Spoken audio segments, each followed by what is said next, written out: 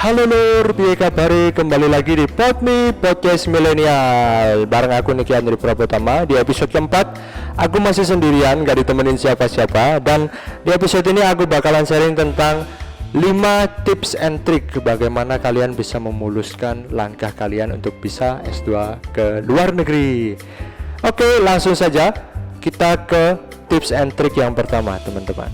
Tips and trick yang pertama, kalian harus benar-benar memperhatikan nilai akademik kalian. Banyak orang menilai bahwa nilai akademik itu tidak penting, karena kita lebih penting bahwa kita bisa mengembangkan soft skill kita. Nah, kalau menurutku hal tersebut tidak sepenuhnya benar, teman-teman. Tidak sepenuhnya benar, karena kita setelah lulus nanti kita akan terjun di bidang akademik lagi, bukan lagi di bidang profesional lagi yang membutuhkan keahlian soft skill yang sangat banyak. Maka dari itu kalian harus memperhatikan nilai akademik kalian. Kalian harus membuat nilai akademik kalian paling tidak cum laude.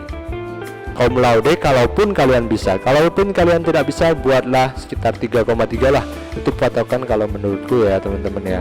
Ataupun kalian bisa membuatnya lebih luar biasa lagi dengan menjadi lulusan terbaik suatu program studi, lulusan terbaik suatu universitas. Nah, itu akan lebih luar biasa lagi. Kemudian yang kedua nih, kalian harus membuat pengalaman non akademik kalian juga outstanding, teman-teman. Nah, gimana caranya? Kalian harus memiliki 1, 2, atau 3 saja prestasi di bidang non akademik.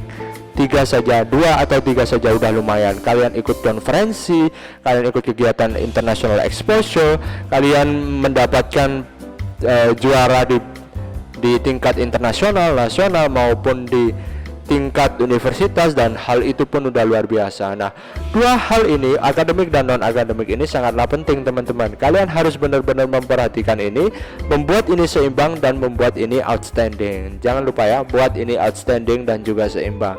Kemudian yang ketiga, selain akademik dan non akademik, kalian harus memperlihatkan skill leadership kalian. Nah, bagaimana kita bisa memperlihatkan skill leadership kita?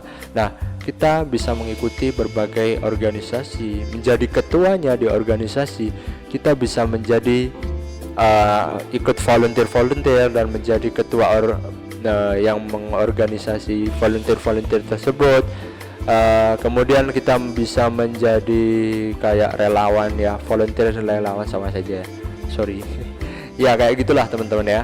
Kalian harus bisa memperlihatkan skill leadership kalian, bahwa kalian bisa memanage something dengan baik lah ya, manage waktu, manage orang, manage pekerjaan dengan baik, dengan mengefisiensikan. Nah, itu harus kalian tonjolkan, teman-teman. Nah, yang keempat nih, apa itu yang keempat? Kalian harus memperlihatkan bahwa kalian jago di public speaking, teman-teman.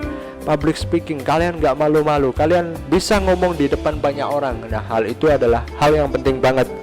Nah, apalagi kalian kalau ada beasiswa yang prosesnya adalah proses interview juga. Nah, hal itu akan menjadi sangat penting, karena kita tidak boleh malu ketika berhadapan dengan interviewee kita yang menginterview kita nih.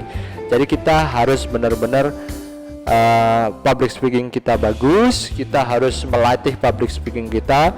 Nah, caranya kalian dengan kalian ikut-ikut organisasi tersebut, mungkin kalian bisa mendapatkan kesempatan nih.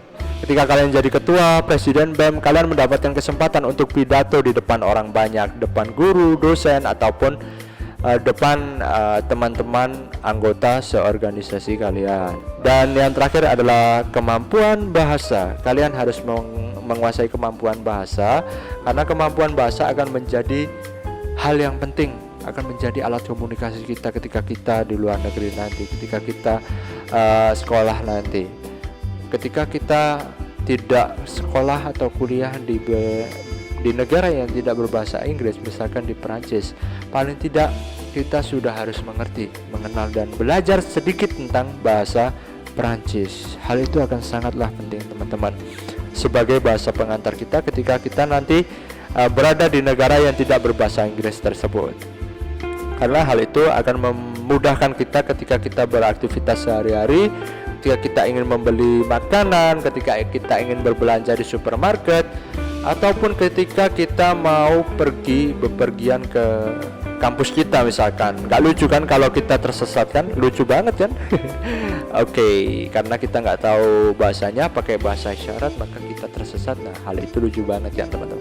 Nah, hal terakhir ini harus kalian perhatikan, yaitu kalian harus menguasai kemampuan bahasa.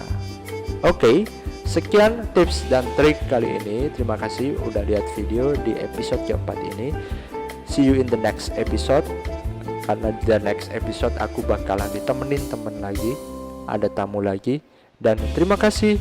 Jangan lupa like, share, komen, dan subscribe, karena subscribe itu gratis, agar aku lebih semangat lagi, lebih spiritku lebih membara lagi dalam membuat video. Oke, see you in the next episode.